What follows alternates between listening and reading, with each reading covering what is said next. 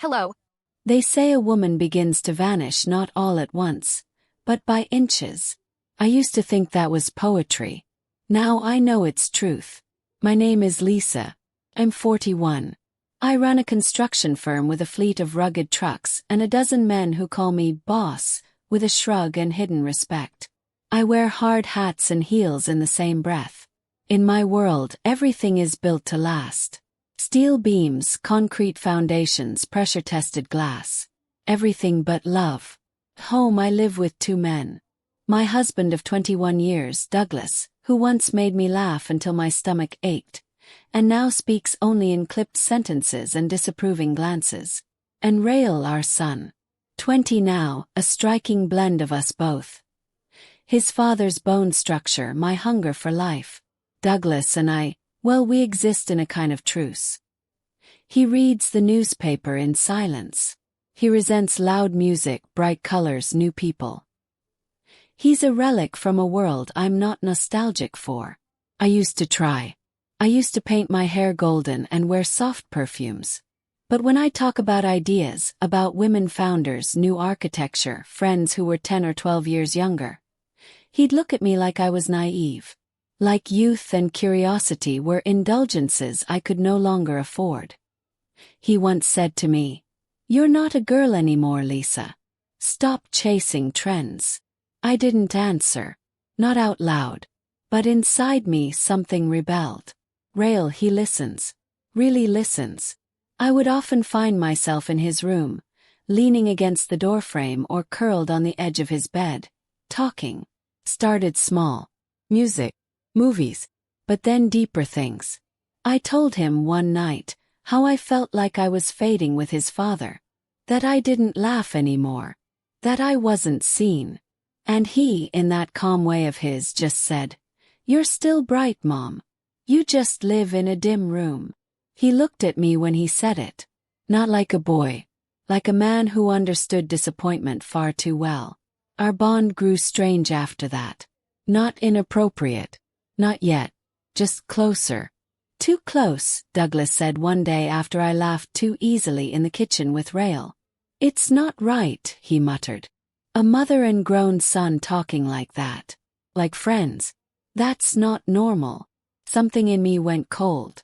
I withdrew. Not because he was right, but because I felt guilty for something I couldn't name. I stopped going into Rael's room. Kept my voice softer. My affection distant. A wall built slowly, silently. Until one evening late. I was in my robe, my hair pinned, getting ready for a shower. A gentle knock at the door. "Mom, can I come in?" Froze. His voice was low, hesitant. I opened the door only halfway, quickly covering myself. His eyes met mine. Serious. Tender. He stepped inside and shut the door quietly. "I'm sorry," he whispered. "I know he got to you. I saw it." My heart pounded. "He shouldn't get to tell you how to feel," he added, stepping closer. "You deserve more than silence and judgment." I tried to smile. Couldn't. My mouth trembled. Rael leaned in, and before I could speak, he pressed a kiss, brief, soft, on my cheek. "I feel sorry for you," he said. "And angry."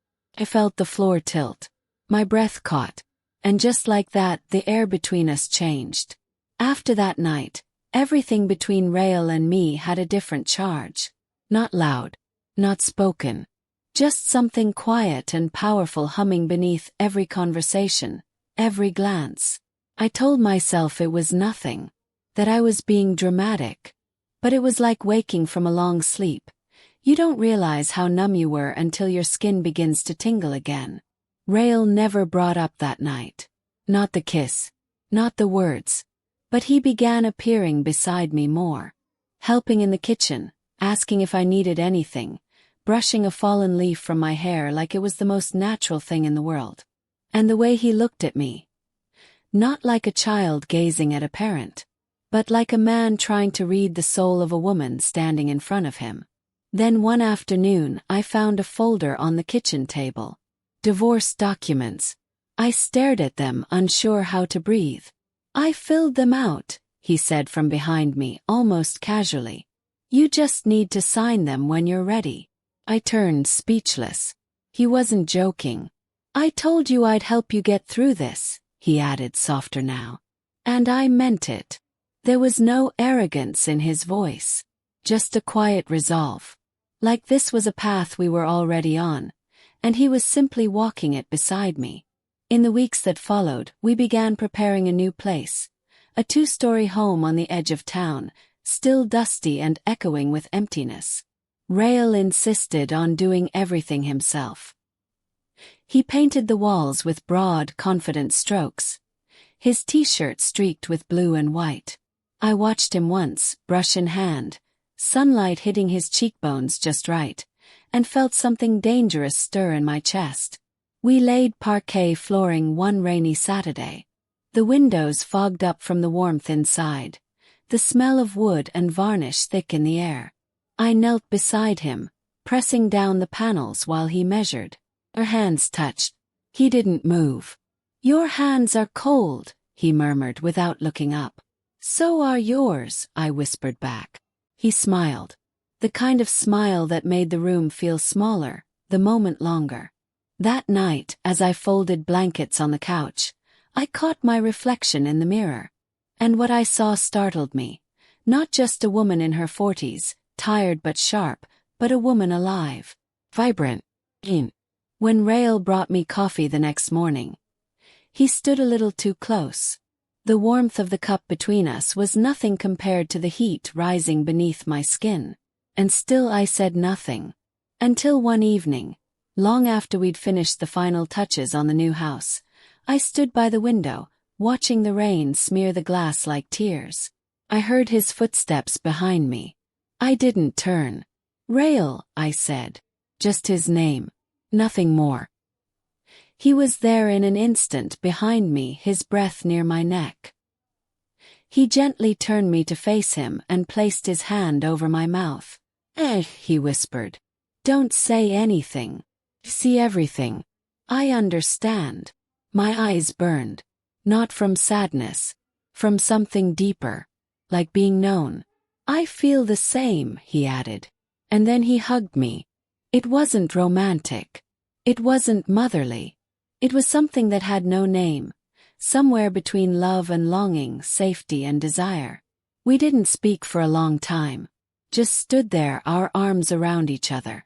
I've never felt like this before, I said finally, voice raw. I know, he answered. Neither have I. We didn't talk about it again. Not in words. But silence, as I've learned, can hold entire lifetimes. The house became our secret. A space separate from the rest of the world, where time felt suspended and everything was draped in a stillness that hummed with unsaid truths.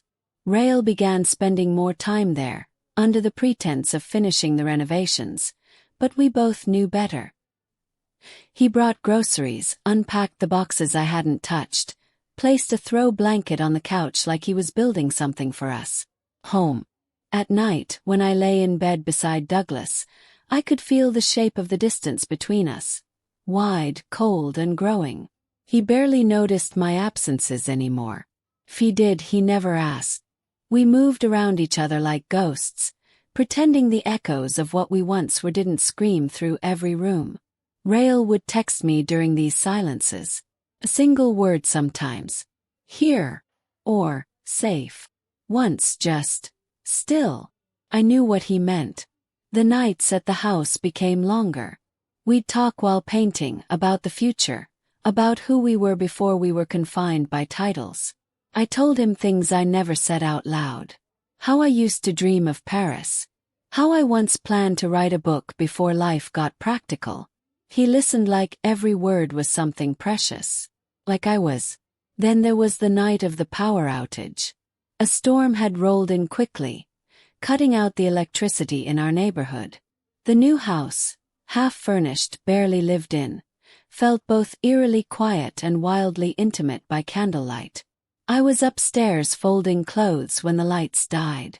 A minute later, I heard his footsteps on the stairs. You okay? He called. Yeah, I said, meeting him at the top landing, candles flickering between us. He stared at me for a long moment. His face, half-lit, looked older in the shadows. Or maybe just more certain. "You're beautiful like this," he said softly. I didn't reply. Couldn't. My heart was beating too hard. He stepped forward, slow and deliberate. I didn't move. His hands touched my arms, then slid gently to my waist, as if asking permission. "Is this okay?" he asked. I nodded. "Barely." He leaned down and kissed me, softly, reverently. It wasn't urgent. It wasn't hurried. It felt like a question he had been afraid to ask until now. When our lips parted, we didn't speak. He pulled me into a hug that said more than anything we could have voiced. I rested my head on his shoulder, and for a while we just stood there, swaying slightly in the silence. The next morning nothing was said. But everything had changed. We were more careful now. Guarded. We'd smile quickly and look away. Our hugs became longer, but only when no one else was around. Touch on the back when passing each other. A hand resting on mine for a second too long while we painted the kitchen cabinets. Felt young. Not in the way magazines write about, but in the way your soul remembers what it means to be noticed. To be wanted. One afternoon, as we were arranging the bookshelves, I reached for a volume too high and lost my balance. He caught me, both arms wrapping around me instinctively. I pressed into him, breathless, and looked up. He didn't let go. His hand moved gently up my spine, and I felt my whole body go still. "Lisa," he whispered. Just my name. And I knew, just as I had always known, that we had crossed into something irreversible. Later that night I sat by the window, watching the moonlight spill across the floor. I felt the weight of every decision. The risk, the shame, the danger of being found out. But mostly I felt the truth. I was in love with my son. Not the child I had raised, but the man who saw me, who stood by me when no one else did. The man who fought for my freedom before I even admitted I needed it. Still the fear stayed with me. What would people think? What would happen if Douglas found out? What would I become? The next time we saw each other I tried to say it. "We need to talk," I began. But he stepped forward, touching my lips with his fingers. "Don't," he said. "I see it all. No. And I feel the same." A cold rush ran through me, followed by warmth, like ice breaking under sunlight. "But we have to be careful," I said, voice trembling. He nodded. "We will be. But don't deny what's real." And I couldn't. Not anymore. We became architects of silence. Rael and I continued our dance. Careful, deliberate, restrained. Our world narrowed into glances, small touches, brief moments in rooms that smelled of fresh paint and wood polish. The new house stood as a symbol of something unspoken.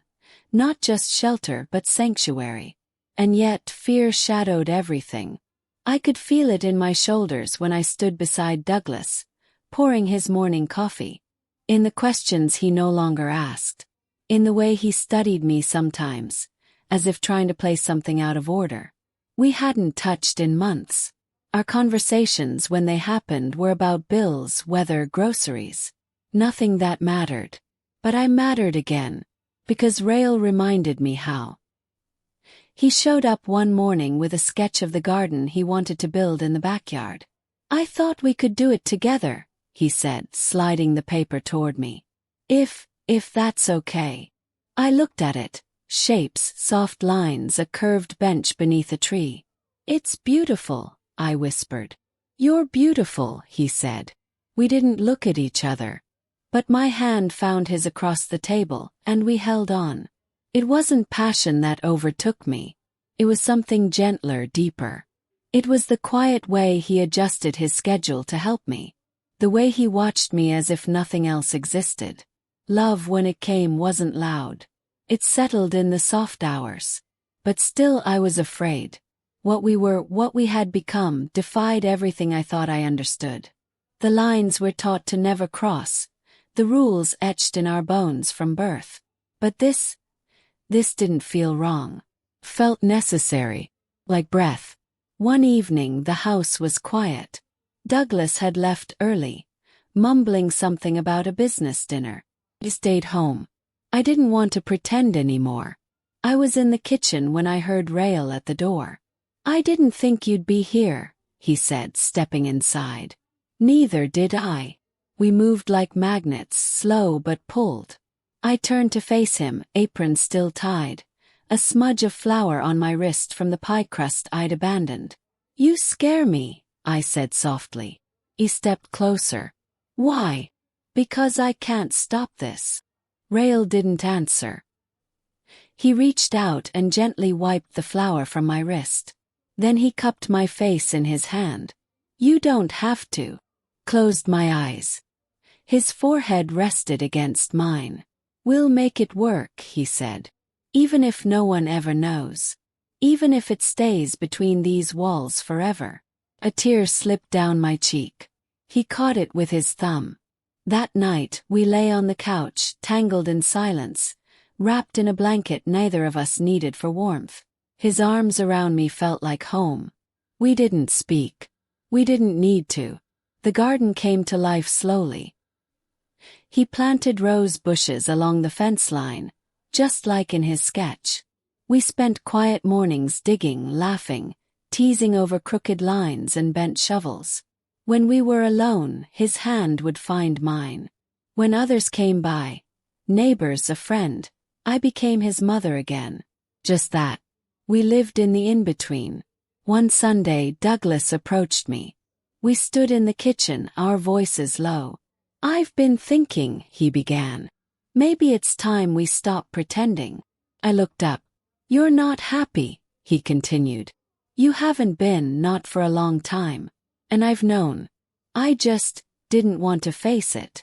I didn't lie. "You're right." He nodded, almost relieved. "I want to move out," I said. "I need space. For myself." He didn't argue. Didn't raise his voice. He just looked tired. When I told Rael, he stood very still. "Is this real? This time?" He nodded. "It's done." We didn't celebrate. We didn't shout. We just sat together on the floor of the garden, the soil still clinging to our fingers. He kissed me then, tender, grateful. Not hungry, not desperate. Weeks passed. Douglas moved out. We told everyone he was working remotely, starting a new chapter. It wasn't far from the truth. Rael stayed in the new house, and slowly, so did I. We became something new. He kissed me again under the tree one autumn morning, his hands cupping my face with reverence. I kissed him back without fear. "I love you," I whispered, the words catching in the breeze. "I've always known," he said. And for once, I didn't feel the need to explain. We were no longer mother and son. Not in that way. We had outgrown those titles. We were two people who had found each other in a world full of silence, and against all odds, chosen love. Even if no one else could understand it. Bye.